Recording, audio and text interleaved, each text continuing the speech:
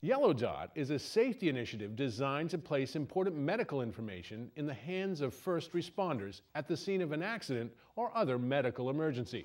Here with more in our Augusta studio is Mike Edgecombe. Knox County is getting ready to launch what they call the Yellow Dot program.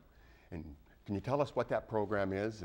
Well, it's a safety program that allows first responders to access information, important information like medical information, immediately at the scene of an accident.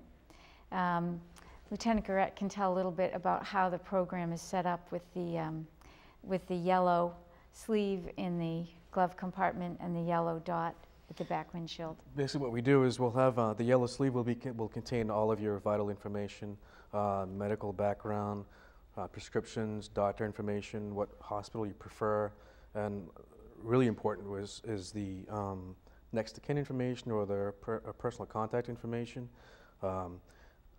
What will happen is you'll have the yellow sticker that's going to be placed on the rear window on the driver's side, and that will alert all first responders to look for this yellow envelope, which will be in the glove compartment, and that will contain all of that information, which is vital for the first hour. They call that the golden hour. And that's the time where it's critical to get that information to EMS and the hospital. Now, is there a specific place where you put the dot in the car? So it's on the rear window, driver's side, lower corner. Okay. Yeah. Now, if my mother participates in the Yellow Dot program, and I'm driving her car and getting in an accident, and they pull the folder, how do they know it's, or I should say father, because my mother would be obvious, but how would they know it's not me? Well, there's a picture. You put your picture inside, so the picture wouldn't match up with you of your mother.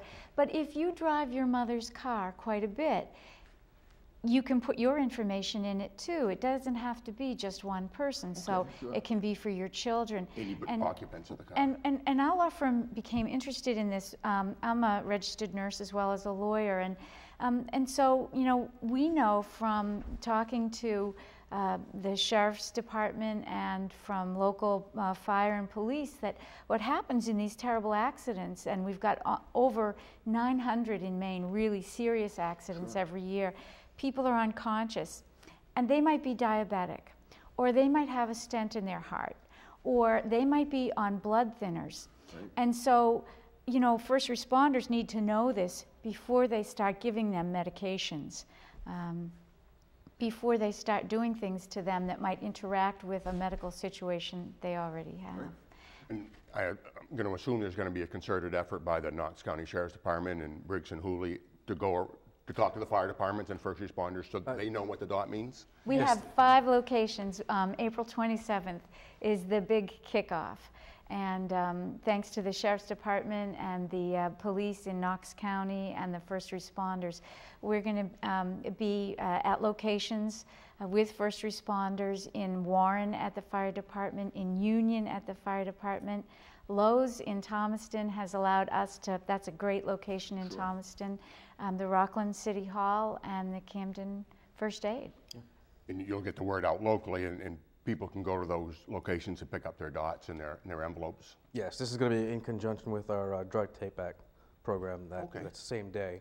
It's at the same hour, so it's going to be at the same time. And people come up, we can take their photographs and help them fill out the information, put the sticker in their back window, and then that'll be it. It's just a great, fast way, effective way for first responders to be aware of anything you would want them to be aware of.